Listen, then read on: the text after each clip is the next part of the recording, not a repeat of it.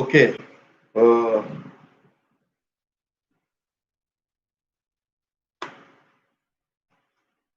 bonjour, bonjour, bonjour, bonjour. Bien, eza esengo lisusu tokutani lelo dimanche jour oyo nzambe abongisa mpona kokumisa ye. Nzambe apesi biso 7 jours tosala makambo na biso pendant 6 jours et le 7e jour ezala jour moko oyo tokozongisa epai na ye quand bien même ke bajour nyonso ezalaka ya ye, mais akaboli quand même azwi oyo ya biso ape biso pour que tokoka kotravailler pendant 6 jours et 7e jour lokola ye moko apemaka 7e jour aconsacre yango journée moko ya koadore ye ya kokumisa ye. Voilà raison pour laquelle oyo tosangani so lelo mpona kokumisa nzambe rendre gloire epai na ye. Bien, avant que tokende plus loin ekozala malamu mingi topesa nzambe merci, totika reste ya temps oyo epai ya nzambe ye oyo aza nyonso oyo ya biso, aza makasi na biso nde aza source ya vie na biso, to remercier ye mpe totika nyonso na maboko na ye, tokangi miso na biso mpe topesi nzambe merci. Seigneur notre Dieu, c'est une joie au grand Dieu de se tenir encore, Seigneur, devant ton trône, notre Dieu, pour t'adorer, pour te rendre grâce, pour te dire merci, Seigneur, par rapport à nyonso oyo continuer kosala na kati ya bavie na biso. Seigneur, yo moto continuer orienter biso vers éternité, yo moto continuer ressourcer biso pour to comprendre vrai pensée na yo. Tu as jugé bon un jour de ne pas cacher quelque chose en toi. Tu as décidé, Seigneur, de partager le secret où ezaki na kati na yo na serviteur non Abraham. Et na kati ya maloba na yo nous découvrons encore que ozoloba susu ke yo okashaka eloko moko te epai ya baserviteur na yo, epai ya baoyo balingaka yo. Tu dévoiles, Seigneur. Voilà la raison pour laquelle à tout moment ntango ozo-unir biso oza toujours na besoin ya ko-informer biso désir na yo, dessein na yo, eloko oyo lingi mpona biso oyo grand Dieu. Eloko oyo lingi mpona biso ezali obâtir royaume na yo, omema biso vers éternité, okotisa biso na kati ya éternité afin que tovanda même table na Abraham, na Isaac, na Jacob mpona koadore yo kokumisa yo mpona reste ya vie na biso. Merci mpona temps oyo odispose biso lelo pendant que misusu bazwi occasion oyo te, mais biso tozwi occasion oyo ya kose tenir devant trône na yo mpona koloba no merci mpe mpona maloba na yo. C'est vrai que David azoloba ke azalaka na joie soki balobi na ye ake na ndako na nzambe. C'est pour cela biso mpe mitema na biso ali rempli na joie pour notre Dieu tant toye awa mpona koyoka yo. Voilà raison pour laquelle tozo bénir kombo na yo. Voilà raison pour laquelle tozo honorer kombo na yo. Yango tolobi à toi la sagesse, à toi l'honneur, à toi la gloire. Sois béni à jamais, car tu resteras à jamais notre Dieu. Et avant Nzambe mibale ke bazalo kola yo. Tu es unique dans ton genre. Et tu mérites d'être notre papa, notre Dieu. Te bénissons dans le nom puissant de Jésus-Christ. Nous avons ainsi prié. Amen. Bien. Ça fait maintenant 2-3 semaines tobandaki enseignement na biso na thème ya es-tu au courant que la préoccupation de Dieu est de bâtir son royaume. tobandaki enseignement na biso wana na thème oyo eza liboso na biso. Es-tu au courant? La thème oyo, es-tu au courant de la préoccupation de Dieu et de bâtir son royaume? Préoccupation ya nzambe na biso, eloko oyo ezalaka na kati ya motema ya nzambe na biso eza moko abâtir royaume na ye. Yango nde ezali préoccupation ya nzambe na biso. Alors tomonaki na kati wana mpona petite rappel, tomonaki ba élément moko important awa na debi et avant ya kokende plus loin tomonaki définition ya enseignement na biso oyo ezalaki le royaume premièrement avant toke plus loin l'air tolobaki non la préoccupation de Dieu est de bâtir son royaume. La préoccupation de Dieu est de bâtir son royaume. Tolingaki na to définir premièrement c'est quoi le royaume. To comprendre non premièrement c'est quoi le royaume parce que à tout moment tolobaka royaume en Nzambe tout cela to comprenaka vraiment que peut-être grandeur nango profondeur nango yango na tomekaki un peu définir na mokuse c'est quoi réellement royaume de Dieu. Maintenant to définition na biso ya laki boye, définition na biso ya laki que le royaume c'est une sphère où Dieu règne et sa volonté incontestable est respectée et accomplie. Définition de la chose qui on a. Avec un royaume, ezali entendu, royaume ezali espace, royaume ezali territoire, royaume ezali place, royaume ezali juridiction, oyo autorité ya Nzambe ezali établi kuna et volonté naïe ezali exécuté kuna. Donc par là tu peux comprendre directement que l'air toujours le royaume ya Nzambe toujours comprendre maman que royaume soki eza na kati na biso elingi lobaki autorité ya Nzambe ekozala visible na miso ya bato oyo ezali manifesté na kati na biso pe à ce moment là âme na biso esprit na biso corps na biso ekozala dirigé par Nzambe parce que ekomi place où Nzambe ali coopérer librement et puis volonté na ye ezali ko accomplir na kati na biso. Yango na donc à partir de wana tu peux comprendre que les toujours bela préoccupation ya Nzambe ezali à bâtir royaume na ye. Tu peux comprendre que mbamo que préoccupation ya Nzambe ezali à bâtir biso parce que royaume na ye ezali premièrement yo na ngai. Deuxièmement royaume na ye ezali église espace oyo Nzambe ali coopérer na kati ya vie ya bana na Nzambe ebele mais comme quelque chose tozali boye assemblée des élus de Dieu. Tout le monde au besoin pour faire partie de la assemblée des élus de Dieu, toujours représenter église. Maintenant, le roi toujours représenter église, autorité en Nzambe que vous allez manifester na kati ya ba vie ya bato.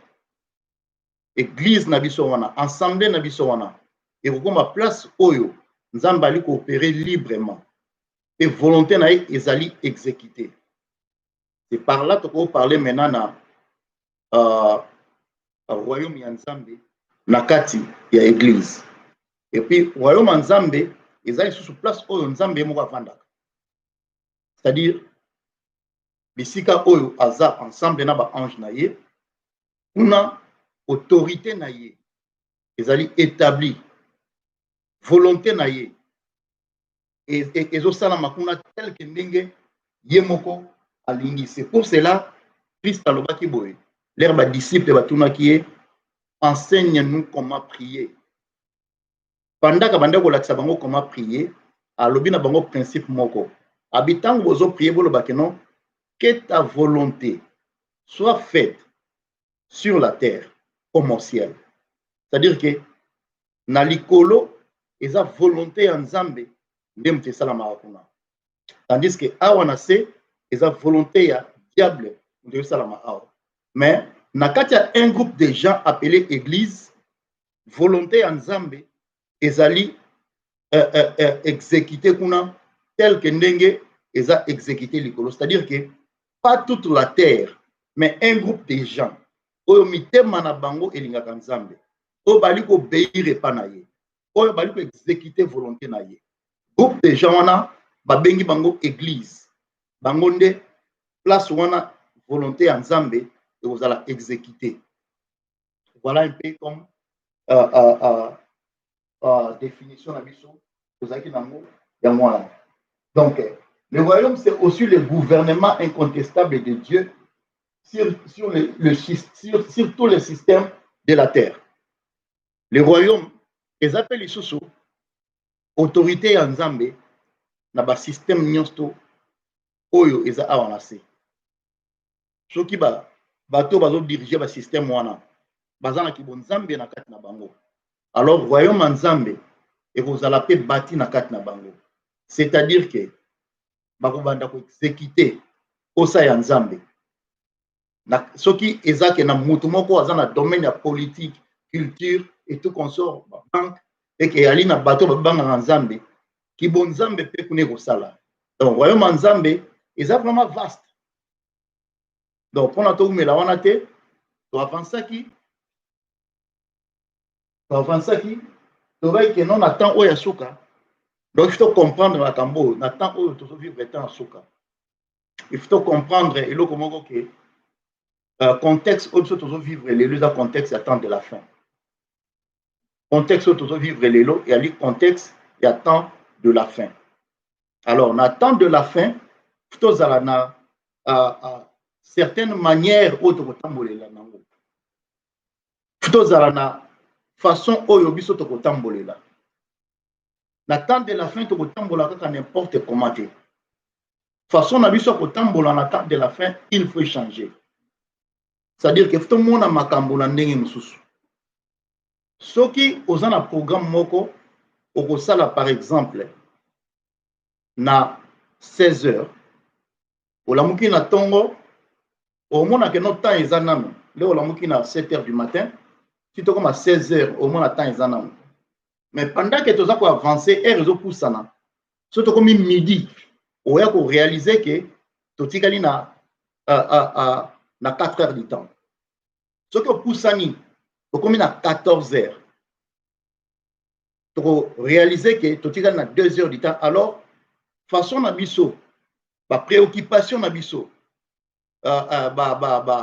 priorité nabiso peut changer par rapport à temps nabiso autotikali nango. Surtout ce qu'on dit que nous en voyage, préoccupation nabiso peut changer par rapport à ndambu ya temps autotikali nango.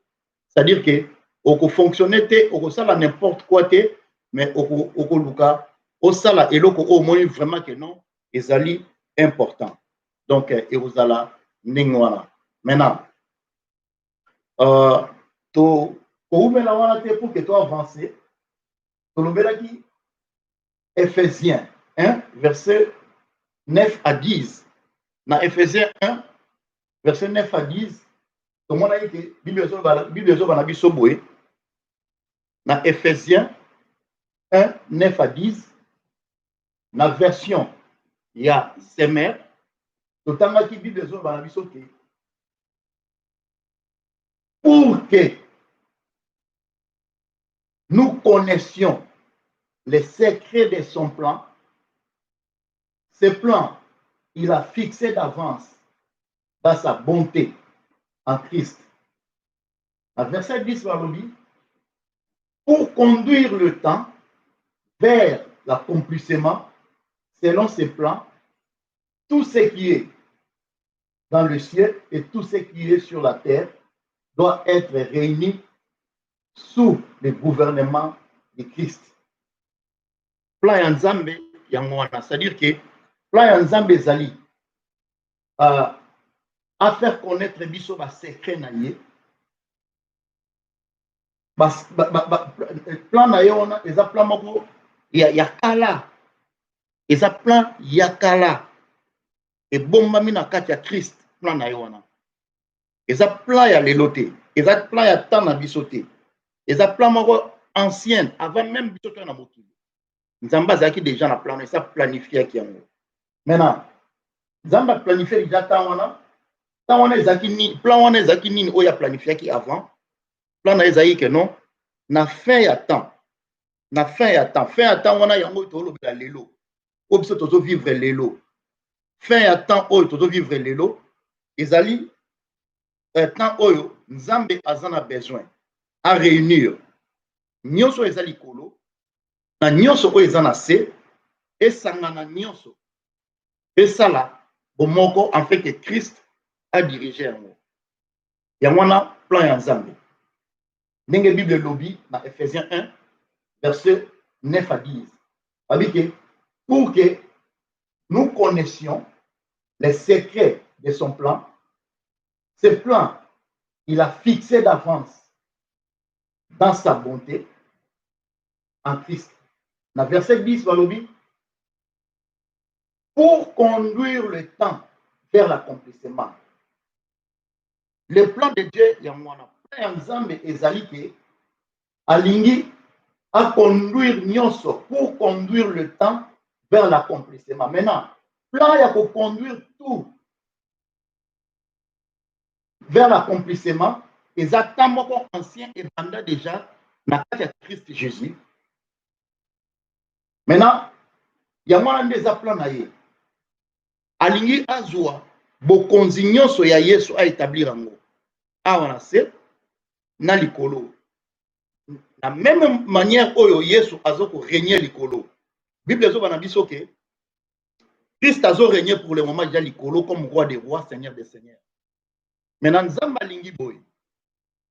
De la même manière que Christ a régné la likolo en tant que roi des rois, seigneur des seigneurs, alingi pe azwa règne wana ya Christ asangisango na le groupe de gens oyo tobengi église bato oyo bazobanga Nzambe bisika gouvernement na ye ezali établi un groupe de gens appelé église asangisa bokonzi wana likolo na oyo ase place bango baza asala ngo comme eloko moko pour que ya régner à ce moment là ba impie ba kozala condamné maintenant quand Nzambe ezaki biso to comprendre makambo wana préoccupation na ye yango wana. Alors pour que to tarder wana mingi te tout monde a dit que pour le faire pour na kosala ngo Nzambe aza na besoin ya bato. Nzambe aza na besoin ya bato pour que asala ngo ensemble na bango. Nzambe alongwaka alongwa likolo te akita wana se pour que kosala ngo. Parce que soit aussi exemple moko que Nzambe alongwa même Christ l'air ayaki tomoni likolo efungwami. Yesu bandi okita bato so ba Holanda ye. Nzambe alingi ke moto andima ye par rapport ya fona ye na kati ya motema na ye ondima te par rapport à kobanga. Alors Nzambe aza na besoin que bato ba travailler na ye ensemble. Azoluka mitema ya bato oyo ezali disposé pour que travailler na bango ensemble. Nzambe azoluka motema na yo, Nzambe azoluka motema na nga. Nzambe azo compter na yo, Nzambe azo compter na nga. Nzambe akontaka na bato parce que depuis le commencement, quand Nzambe a créé nyonso, Bible baki à la fin a créé moto.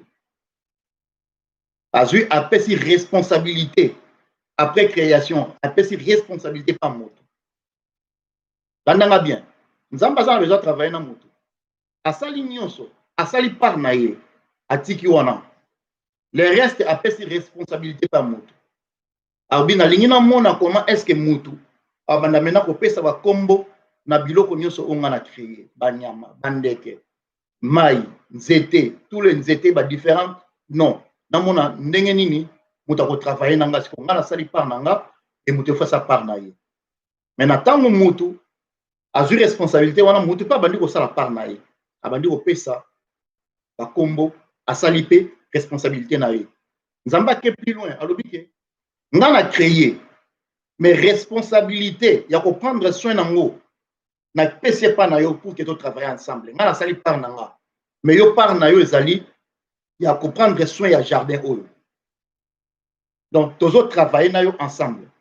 Zamba sali par na ye et moutaye ko sala par na ye. Donc dès le commencement pour ça Nzambe sera toujours kaka à travailler na moto. Nzamba nga travailler mo nga toujours travailler na moto.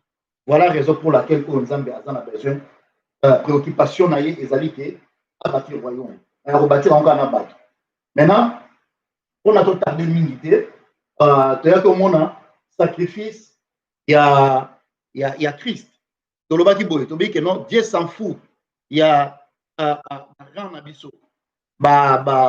Moyen financier na biso, aux à la riche, aux à la pauvre. Mais ceux qui nous ont bien un objectif à atteindre vite na yo, on ça tout pour que atteindre en haut. Ce qu'on a dit biso dans un message précédent, au groupe se connecter, on s'abonner na chaîne na biso YouTube, au tali un message précédent pour comprendre ce qu'il y a déjà parce que sinon tu ko kangamaka awa to ko avancer. Nzamba sacrifier qui moi na ye pour que le royaume naïe s'accomplisse. Vous voyez comment on a ce sacrifice Yabana de 0 à 2 ans. Oyo, nous sommes bâtis pour que le royaume naïe s'accomplisse. Donc, Bible dans le livre Jérémie 31, verset 15. Et Jérémie a prophétisé qui déjà qu'à la plus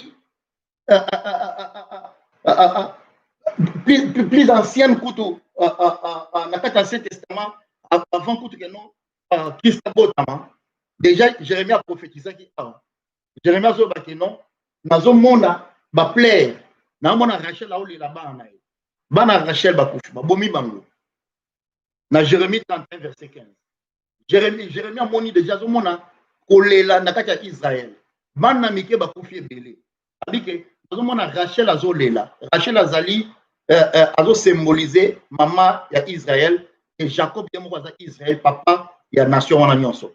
Donc Jérémie lobi nazomona Rachel azolela bana na ye bana ne baza souté Rachel nous a consolé. Alors là tu es dans le livre ya Matthieu dans Matthieu 2 verset 17 à 18 dans Matthieu 2 verset 17 à 18 tu es comment on a accomplissement la parole wana.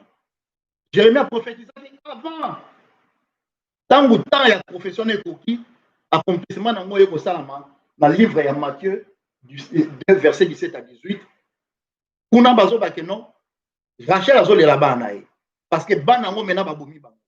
Mais comment est-ce que bana babomi bango parce que Nzamba lingaki a sacrifié Nzamba lingaki a sécuriser ba pit na ye oyo ezaki na kati ya Christ.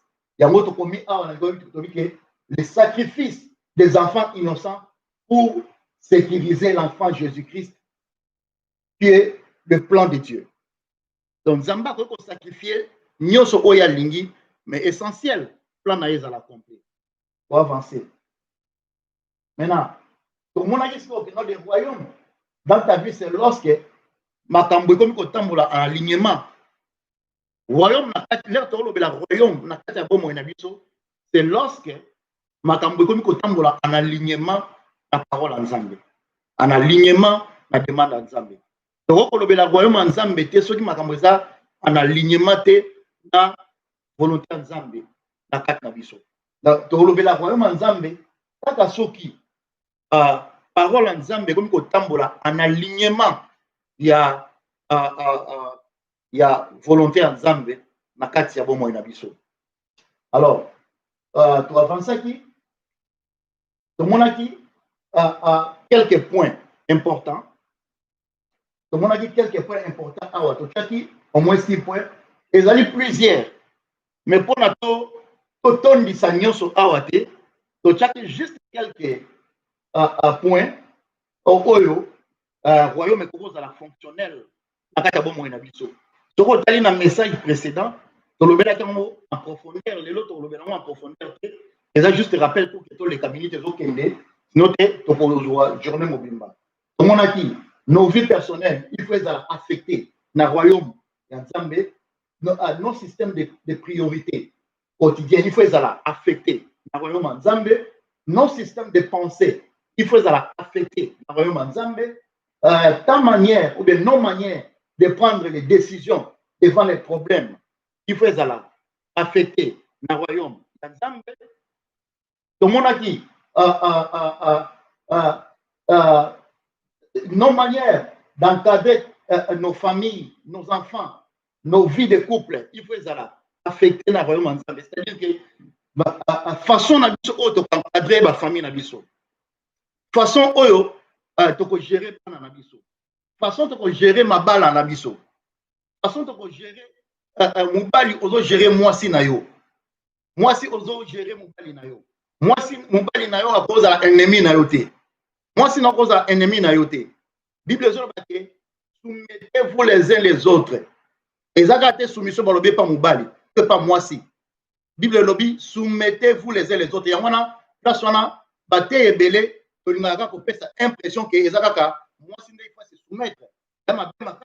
Parce que soumission est les uns les autres. C'est alors que nous avons avec harmonie. Soumission et yo ozolingate ko se soumettre à la demande à moi si na yo. Parce que leur Bible dit que non, Marie aimait vos femmes. Avec comme Mawana, se soumettre à soumettez-vous les uns les autres. À ce moment-là, vous bâtir couple moya bien, famille moya bien. Et pour bâtir peuple dans la bino malam. Il faut royaume visible. La carte ya couple na bino, la carte na bino. Royaume, waouh, quelle famille, waouh. Donc, parce que la gloire, il y a un zam de la carte na bino. Alors, la manière dont tu bâtis tes relations avec les autres. Façon auto bâtir relation na bande comme susu. Déjà na je m'en fous na bango, ayeba ko bongisa ba relation te. Yeso ba linga sa relation avec facilité. Alors ça nga so na siliki na koma mabe. Mais OK, moi ce qui est agir sur la place na yo. Ça bongisa ba genre ba langage wana. Mutaza na facilité pour finga ya donc il faut quand même royaume mona na carte na biso. Biloko wana ezala te et bonzambe mona na kati na biso. Donc soki babiloko eza nyonso te mais totie quelque kaka eza bati na kati na biso et royaume ekomi manifester na kati ya vie na biso bato bamona waouh ye mpenza aza royaume nzambe. C'est alors que makambo eko changer. Donc on dirait on a te on a to avancer vraiment eza très important. Donc il faut surtout kangami wana ekopesa biso vraiment tenter aussi ça enseignement na biso. Donc, to bengami, on a manifester le royaume na kat na biso. To manifester le royaume na vie quotidienne na biso chaque jour. Tout eba nini oyo to ko sala. Est-ce que ki bonzambe za na kat na ngato ezati.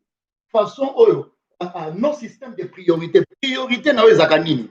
Exemple, ozana na 50 €. Au moni concert soki ya soki Fally Ipupa, soki Weranson, soki Koffi Olomide aye.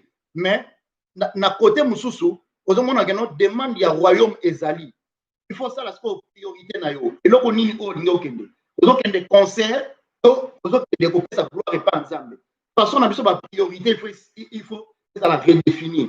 Est-ce que na moment oyo makambo na osala est-ce que priorité vous mettez wana soki na lekisi temps est-ce que na kozwa temps na kozwa makasi ya kotanga bible ya ko prier tout cela priorité na biso il faut échanger. Donc, système d'habitude à penser. Comment est-ce que tu as pensé? Le bilan qu'on a fait à redéfinir, bien aimé. Ce bilan qu'on a redéfini, tu as le royaume ensemble qui est en attaque à bon bien. Lorsque toutes ces choses, lorsque tous ces domaines commencent à être réellement bâtis dans nos vies, là, on commence à constater le règne de Dieu.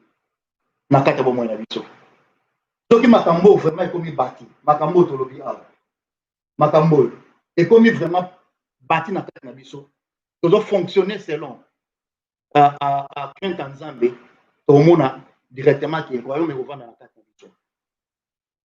Alors pour que to tarder te to avancer qui le royaume dans nos vies toujours le royaume dans nos vies. C'est là où Jésus-Christ dit que les portes de séjour des morts ne préviendront point contre elle. Bien-aimé, l'ère Christ a Zor Baboué. Alors, que les portes de séjour des morts ne prévendront pas contre l'Église. Azolinga juste aloba que ce qui est élément oyo autorité commune awa ce qui est élément oyo et comme bâti na kati ya vie na biso. Premier point, deuxième, troisième, quatrième, cinquième, sixième point. Donc, dans le but, on check à quelques points, mais c'est pas tout. Hein? Mais ce qui est comme bâti réellement dans la vie na biso, même diable est moko. Akobata ko monate eloko nini oyo ya ko condamner yo. C'est pour cela que Christ alobaki boye. Les princes de ce monde azo poussa na vers nga.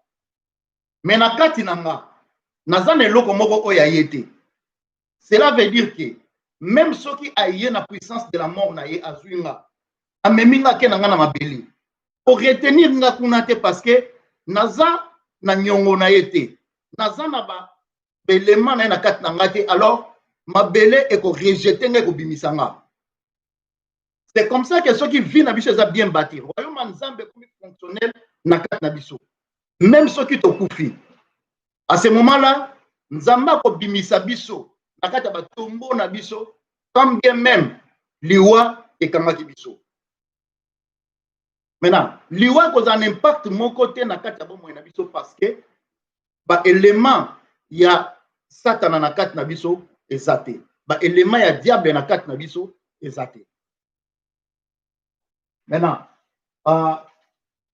c'est pour cela que Tolobaki boye Tolobi, c'est là où Jésus-Christ a dit que les portes de séjour des morts ne préviendront point contre elle. Parce que le dernier ennemi qui va s'agenouiller devant Christ s'appelle la mort. Bible sur le banabiso est bien aimé. Bible sur le banabiso que dernier ennemi oyo ako s'agenouiller oyo akoya ko fukama liboso ya Yesu kombo na ye la mort. Dernier ennemi oyo akoya ko tia mabolongo na ye liboso ya Yesu, c'est-à-dire que tangu Christ ako vaincre nyonso musala nyonso ako silisango. Maintenant dernier ennemi oyo akoya ko fukama liboso ya Yesu Christ pona ko senga ye pardon. Le dernier ennemi là s'appelle la mort. Maintenant ko confondre était que na dit que au comité on a peut-être dit que non et bon Satan. Oui, Satan a sa père il y a tout. Il y a mensonge, il y a mabénions tout. Maintenant, na kati ya Satan, et ça na puissance moko ko ba bengi la mort.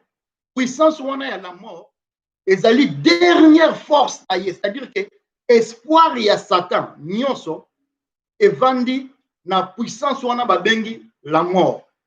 Donc espoir na ye nyonso, énergie na nyonso, c'est-à-dire que même si on a des mots de maladie, des mots de pauvreté, des mots de nini, n'engé to ba ke non, obimisi gauche obombi droite, droite na ye, puissance na ye, espoir na ye, et vandi na pouvoir moko oyo, puissance moko ba bengi la mort. C'est-à-dire que la mort, ce qui la mort c'est zuyo, mbongo mokili tout, et ça c'est parce que la mort a rejoyo akena yo. Maintenant, Christ a lobi boy. Ceux qui vivent na yo ezali bien bâti. Au commis un véritable royaume ya Nzambe. Même puissance on a ya diable, on va bengi la mort. Akozala na puissance te ya ko retenir yo, akozwa yo, akoko kumba yo oui. Nalo bateke non okufa Yesu te. Okoko okufa. Mais akozala na capacité te ya ko garder yo na séjour de mort kuna na place moko ya tourment. Akozala na capacité on a te. Akoko kate parce que na kat na yo, ozana na eloko na été. Et ça ndenge moko. La mort ayaki. Atangi Christ. Ake na ye na tombo. Bazui lipanga bazipi. Atangi. Christ a là le premier jour. A là le deuxième jour. A là le troisième jour. La mort a toki tabi. J'ai constaté que na kati ya muto yo. Azana eloko moko te oyo. Et force na nga nazo penda ye nazo kokate. Nazo kokopenda ye te parce que nazo pese koleka. Eloko moko ya ye te oya ngai eza na kati na ye. A lâché Christ a bimi. C'est comme ça que la mort a lâché biso quand même beaucoup dans la tombeau. Mais ce qui est royaume est correctement bâti en nous, akoko retenir biso na kati ya tombo te jour Christ akoya kozwa église na ye même soki okufaki déjà la mort azwaki yo maintenant la mort ko retenir yo takotika yo parce que élément na yo na kati na ye eza te. Amen. C'est comme ça que oyo yango na Christ alobi ke puissance ya mort ekoka yo te na eloko moko parce que eloko oyo ezosala ke non mort a retenir bato ezali lisumu. Maintenant totala awa dans 1 Corinthiens 15 verset 26. Totala na 1 Corinthiens 15 verset 26. 1 Corinthiens 15 verset 26. Bible sur baboué dans le livre il y a 1 Corinthiens 15 verset 26 que le dernier ennemi qui sera détruit c'est la mort. Maintenant peut-être non le non nazolo makambo ezouta na nganga mais Bible yango oyo ezolo dans le livre il y a 1 Corinthiens 15 verset 26 dit que le dernier ennemi les bazolo bela ennemi bazolo bela chose te. Les bazolobela ennemi azali personne spirituelle ou personne physique. Un ennemi peut être seulement personne moko azali physique ou bien personne moko ali spirituelle. Mais un ennemi a quoi la chose te. Ennemi a quoi la chose te. Maintenant, leur Bible zolobela ennemi oyo la 1 Corinthiens 15 verset 26 que le dernier ennemi qui sera détruit. Bible le dit que non, le dernier ennemi s'appelle Lucifer. Bible le dit que non, le dernier ennemi s'appelle Satan. Bible le dit que le dernier ennemi s'appelle un homme namaseke comme ça. Non. Bible le dit, le dernier ennemi s'appelle la mort. La mort. La mort. Dernier ennemi, c'est la mort. Maintenant, Yesu lobi boy. Yesu lobi bien aimé. Obanga te, soko za nanga na kati na yo. Royaume papa na ngezo fonctionner na kati na yo. Même dernier ennemi wana, force ya Satan wana, oya la mort. Akoka yo te akosala loko moko te parce que a retrouver loko moko na kati na yo te. Amen. C'est comme ça que Yesu zo linga loba. Maintenant, soki okomi royaume nzambe oya li fonctionnel diable a sous le monde en quatre nayote. Cela veut dire qu'il y aura tellement de gouvernement de Dieu et le diable n'aura pas de place, n'aura pas accès dans nos vies. Le gouvernement ensemble comme tellement fonctionnel dans quatre nabiso, oui comme ça là que non, diable a un accès dans quatre vie nabiso, a un accès sous terre.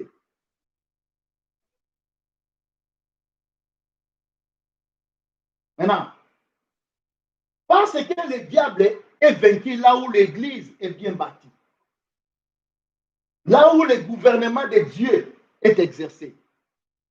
Église, la place église elle est bien bâtie. La place moto elle est bien bâtie. Diable place na elle a raté. Na famille oyo, na couple oyo. Ils ont bien bâti dans le principe ensemble. Na bana oyo bazali bien bâti dans le principe ensemble. Na mobali to na mwasi oyo principe nzambe royaume nzambe ali bien bâti okuta satana na kati te façon oyo mwasi azo répondre pas mobali na ye vous a redéfini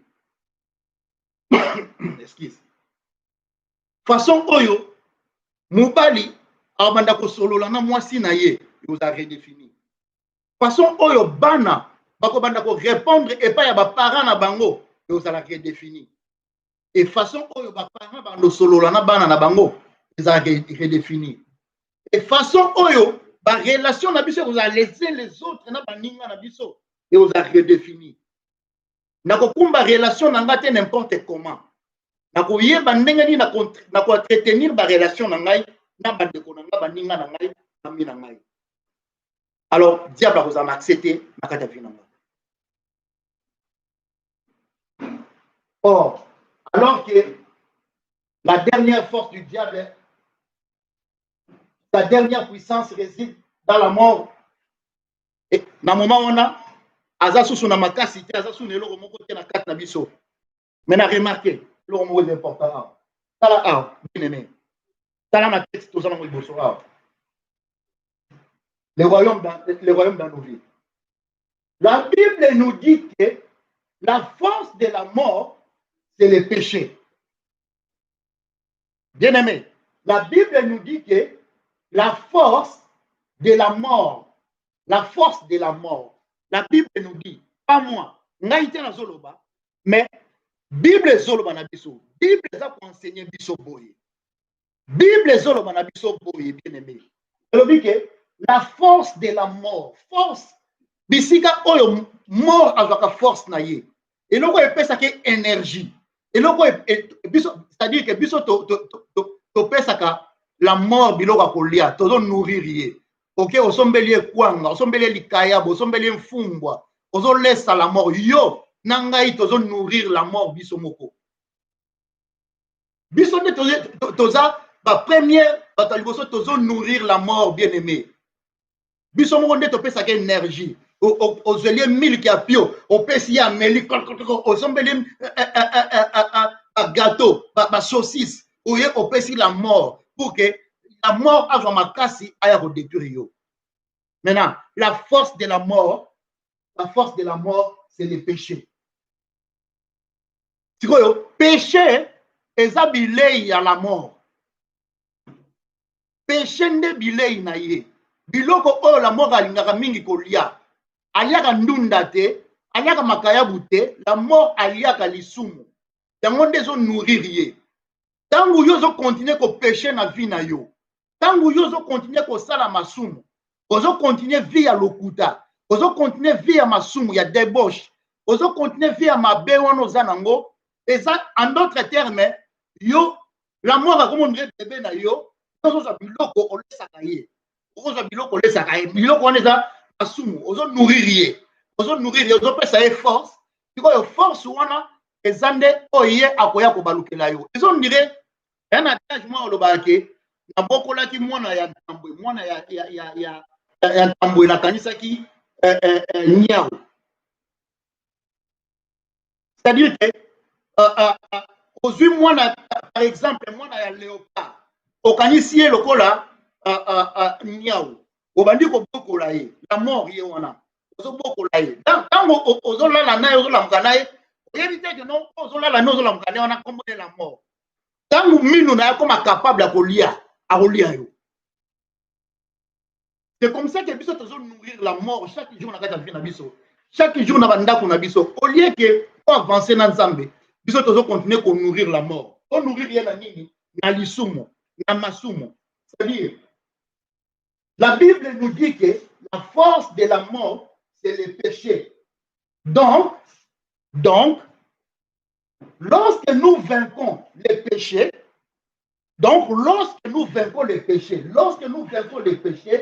nous vaincons également la mort. Lorsque nous vaincons les péchés, bien-aimés, nous vaincons également la mort. Ce qui te longi lisumu et que to boy ko lesa ye la mort. To boy ko sombela ye lipa. Ko lesa ka ye to nourrir ye. Ce qui te boy ko nourrir ye, bien-aimé. To boy ko nourrir ye, to longi ye. Bisonde toza ba première bataliboso tozo nourrir la mort. Tozo pokola na kati ndako na biso, tozo pokola na kati vie na biso. Mais ceux qui t'ont pas eu comme pokola ye, t'ont pas eu comme nourrir ye. La mort a ça sur la place T. La mort a ça sur la place T, bien aimé. Total, et là on dit pour la zone awa, 1 Corinthiens 15 verset 55 à 56. Total, et là on dit pour la zone 1 Corinthiens 15 verset 55 à 56. Livre à 1 Corinthiens 15 verset 56 et 55 plutôt à 56. Et là on dit pour la zone. L'anda texte bien aimé. L'anda texte bien. Voilà le baboui. Oh mort, où est ta victoire?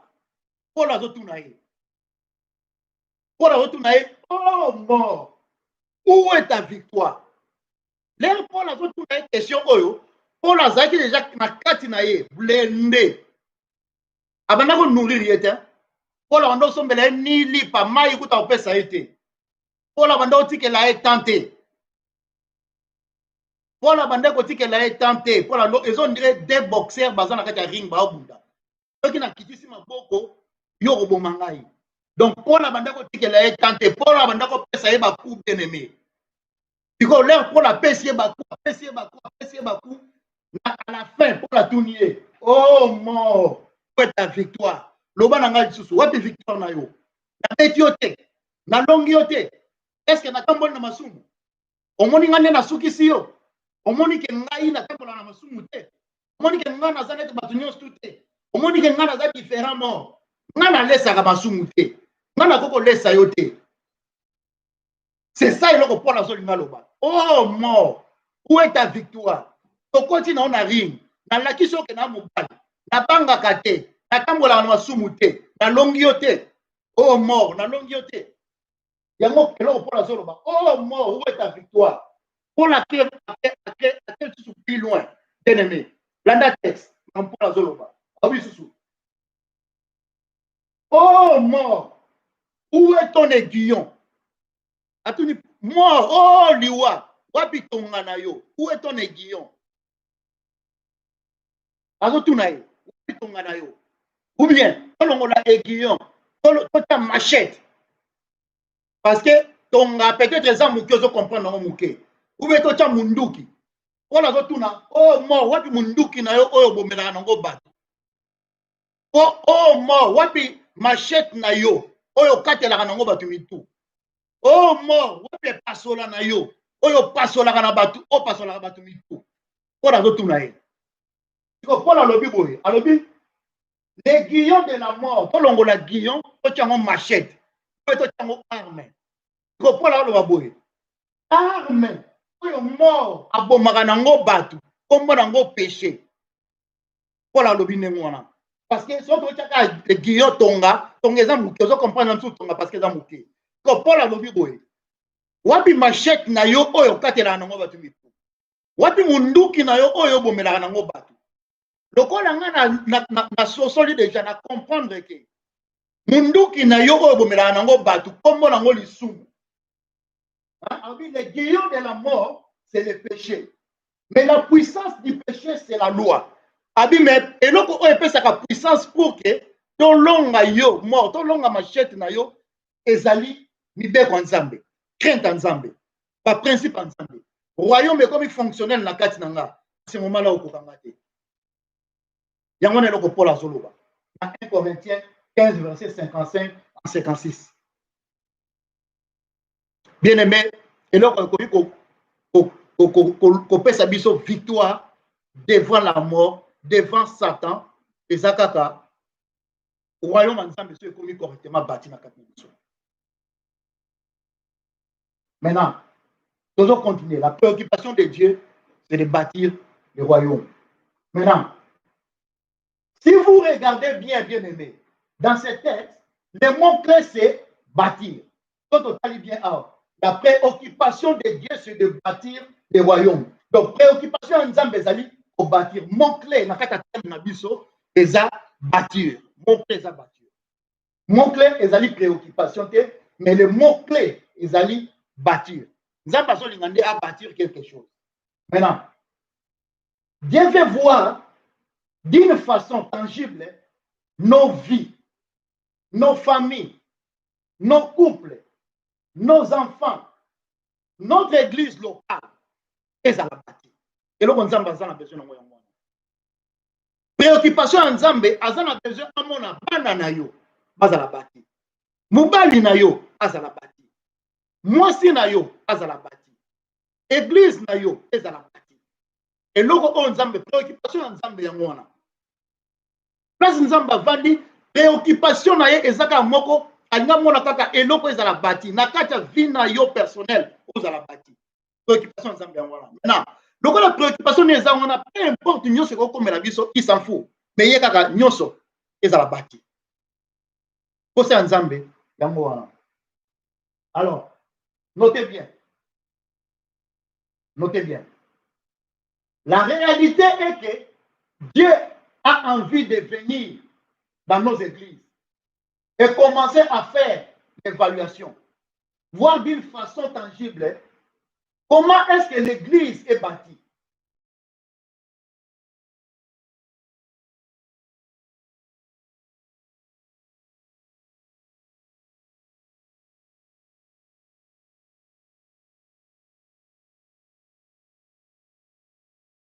C'est-à-dire qu'on est à quitter moko. Les mots on a commis à péripatéo, ils en a grec. Les mots péripatéo, ils en a grec, avec que Nzambe a l'évaluation, c'est-à-dire qu'il descend pour évaluer. Akitakaye moko. Toka kiti aye atali. Sera zawana, comment ça bâti? Namoni ba défaut zawana, namoni manque ya harmonie, namoni manque à crainte. Namoni mbeti munene ya nguma. C'est-à-dire que Nzamba doit évaluer. C'est la même façon, les mots péripatéo, ils ont les mêmes mots, l'air Nzamba tourne à Satan, d'où vient-il? Satan le dit que non, je viens de parcourir la terre. Le mot là, parcourir la terre et aller péripatéo, c'est-à-dire que Ayaki a parcourir la terre, Ayaki a évalué, a scanné, c'est-à-dire que a scanné tous les peuples à on a évalué, ça dit évaluation ya peuple son assez, mais mouton a montré que non, moko ko kazaki digne job.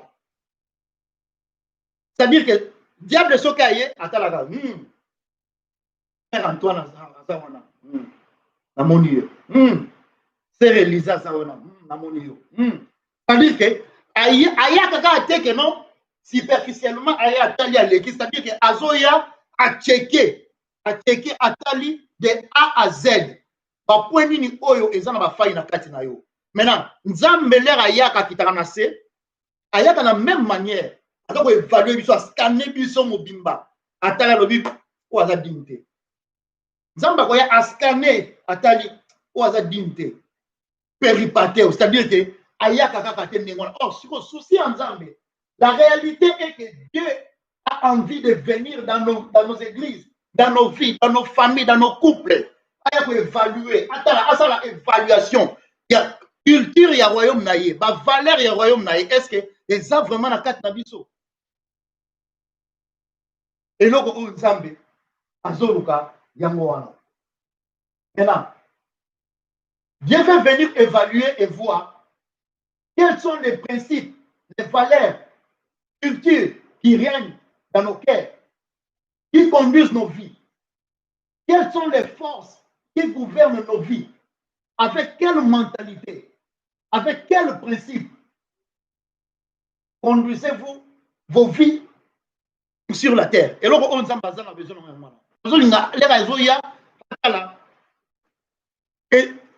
et là, on a motivé. Est-ce que ça, pour ça, on a des motivations pour ça? Pour ça, l'évaluation.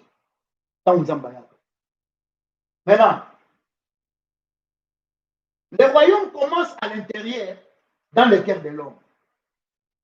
Le royaume est une semence qui finit à grandir. C'est-à-dire que le royaume est le graine. Le royaume est le graine. Aujourd'hui, graine, au bois qui n'a pas belé. Et quoi? Après quelques jours, après quelques temps, graine wana et bandi kokola. Graine wana bandi kokola. Après quelques temps, graine wana bimisi fleur moko ya muke.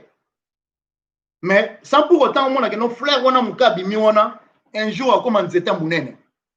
Soko leki après 2 ans, au coup ta fleur wana muka bimisa ki mutu a commis eloko moko nzete moko ya munene. Après quelques temps, nzete wana munene bimaki abimisi ba fruit. Maintenant c'est comme ça que le royaume est ça. Le royaume est ça loko la fruit moko. Oye kwei. Eza kwa semence moko ya muke. Lilo wanzambe moko ya muke. Oyo yoki. Oyo comprendre. Oyo tient na kata motema na kata vie na yo. Et lobby ou bien après lobby fruit wana epesi nzeta munene. Plutôt a semence wana epesi eboti nzeta munene et nzeta munene wana à la fin ebimisi ba fruit. C'est comme ça. Parole en Nzambe ezaka moko et quoi moko na kata motema na biso na vie na biso. Après parole en Nzambe on a fait bandako se manifester et comme ebima et comme tangible na miso bato. Et mona na miso bato que non réellement motoyo aza bati na parole en Nzambe. Réellement parole en Nzambe et au sana kata motoyo.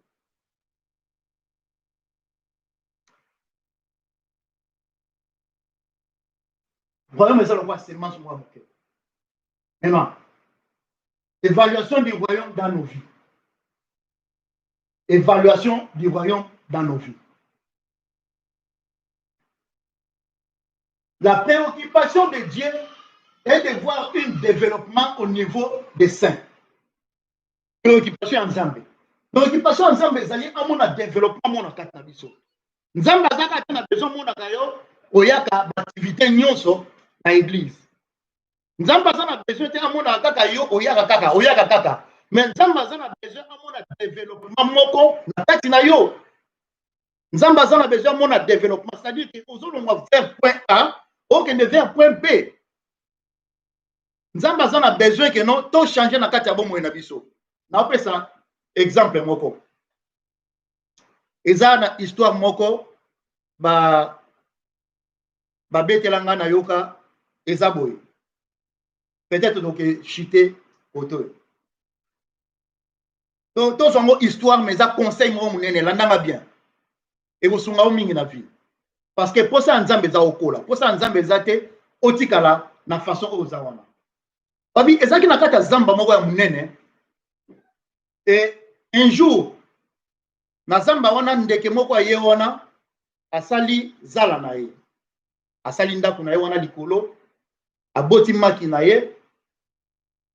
Azaki na ba maki mibale abotaki ta ekoki apasoli ba maki wana. Alors ba maki wana babimisi bana. Le bana wana baza mike mama na bango akenda koluka biloko kolia ayela bango apesi bango. Chaque jour maman bango akenda kozwa biloko aya pesi bango. Bana pe bazopusana. Bana baokola. Tango bana bazokola masala bando bota bango malembe moko azomeka muke koningisa mapapu na ye ndenge mama na ye apumbwaka azotala pour que yepe abando pumbwa. Mais mususu azokola soka moni lisala moko ebimi ye awa abenjango na munoko na ye abwaki yango. Soki lisala ebimi koto abenjango abwaki yango. Soki lisala ebimi abenjango abwaki yango. Mais muninga masala ezokola ye. Masala ezokola. Ye soki lisala ekoli abengi abwaki. Oyo mususu azokola plus masala ezokoma ebele. Un jour ameki kopumba loko mama na ye apumbu akei. Mais oyo mususu oyo longola masala na ye akomi munene aliaka kaka akomi munene abujaka ta kenda esika moko te. Sikoyo akomi obèse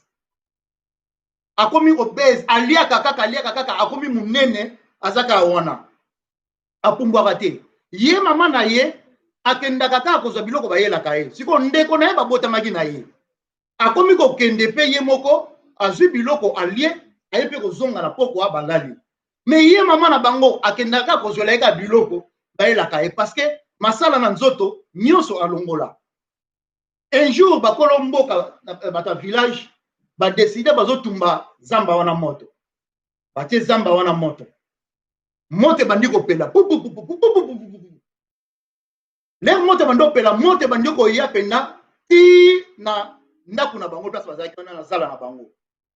Mama na ye na ndeko na ye batali moto zoya. Batali siko balimba kima memo batika ye ezate.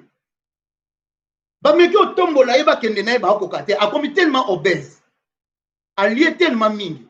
Ayoki tellement maloba nzambe mingi. Mais développement na kati na ye ezate apungwaka te achangeaka te. Asa toujours le même fonctionnement. Batombola ye bakoka te.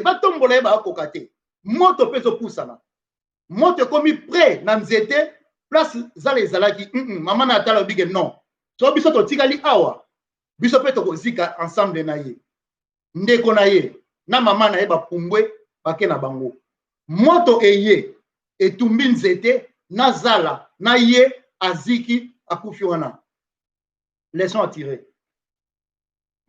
toyoka la parole en Nzambe chaque jour to bengami après avoir koyoka la parole en Nzambe to changer façon de fonctionnement tozo lire la parole en Nzambe bezo bake l'homme ne vivra pas seulement du pain li pa to lia mikonyo so kwanga mais l'homme vit na nzela ya parole oyo ezobima na monoko Nzambe yango ndezo komisa yo mutu oyo akota lobi na royaume Nzambe il faut banda kokola tant que ozoka parole en Nzambe elongola vers point A et kumba vers point B soki ozotika kaka komi obèse ozozwaka connaissance ozosa nangolo mokote même parole ozoyoka même parole e condamné yo même parole e koboma yo luka osala ke tant ozoka parole ozala te lokola oyo muso bande kolongola matsala na ye mais zala oyo abande ko tika matsala na ye ebota pour que lobi apumbwa akende luka biloko na ye kolia kotika la teka ko vanda na kiti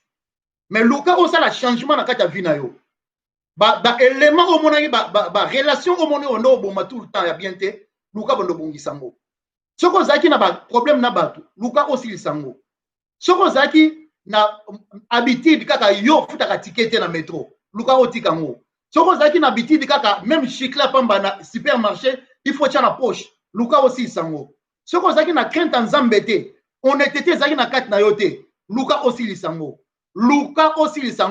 kolala kolamuka eza yanga na yote eza réservé pa Nzambe oyo biso tozo vivre siko toyebi mais oyo zo ya après lobi oyebite parce que oyo zo ya après lobi eza réservé pour Nzambe na moyen ya parole biso tozo yoka na moyen ya parole o Nzamba ko juger biso souviens-toi repentez-vous ndenge Christ alobaki et Jean-Baptiste a répété la même parole car le royaume de Dieu est proche oya ya Yesu ekomi pene luka o changer vie na yo parce que ekoya ko surprendre yo oza na position moko ya bien te zala lokola ndeke wana musu o atsaki matsala na ye ekola pour que apumbuka pona ngala moni ke ezamala mingi to suka wana to continuer dimanche que Dieu vous bénisse tozo pesa Nzambe merci.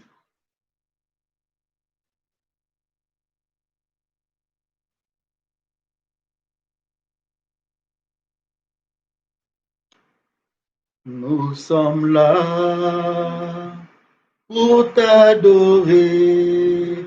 Jésus, nous sommes là pour t'adorer. Amen. Nous sommes là pour t'adorer. Jésus, nous sommes là pour t'adorer. Amen. Nous sommes là pour t'écouter. Jésus, nous sommes là pour t'écouter. Amen. Nous sommes là pour t'élever. Jésus, nous sommes là pour t'élever. Amen. Si Jésus est avec nous, on a beaucoup misaye. Otomboli au lever voix na yo, au PCM merci par rapport à parole na yo, tout bon démission nous. Tout est béni son notre Dieu, tout PCM merci. On attend auto passer au son na yo, elle est tellement magnifique. Merci pour la grâce na yo, merci pour la parole na yo. Parole na yo ezali bon mot. L'homme s'approche de Dieu au moyen de la parole. C'est toi Seigneur, c'est toi notre Dieu et notre mentor, c'est toi qui est notre maître. Merci na disposition oyo pesi biso, merci na oyo osali na kati ya fina biso lelo. Nous avons besoin de tous approcher. Merci pour toutes les choses pour notre Dieu. Sois béni au notre Dieu à jamais. Continuez à changer nos vies. Continuez à changer nos vies, Seigneur notre Dieu. Nous te bénissons, Seigneur. Dans le nom puissant de Jésus-Christ, nous avons ainsi prié. Amen. Que Dieu vous bénisse. Ceux qui ont s'abonné à la chaîne YouTube, s'abonner pour que dimanche, nous avons un culte, aux notifications, de façon que au partager parole de Dieu na biso. On a bandeko bazan na Helsinki. To pasaka kilt na biso na rastila na Helsinki. To na rastila to banda kilt na biso na 14h juste. Donc ceux qui ont un temps ya ko partager parole na biso, aux la bienvenue. Mais ceux qui ont musika et que Olanda biso en direct, s'abonner na chaîne Nabiso comme ça, aux Angate Koyoka, parole ensemble Nabiso. Que Dieu vous bénisse. Bon dimanche.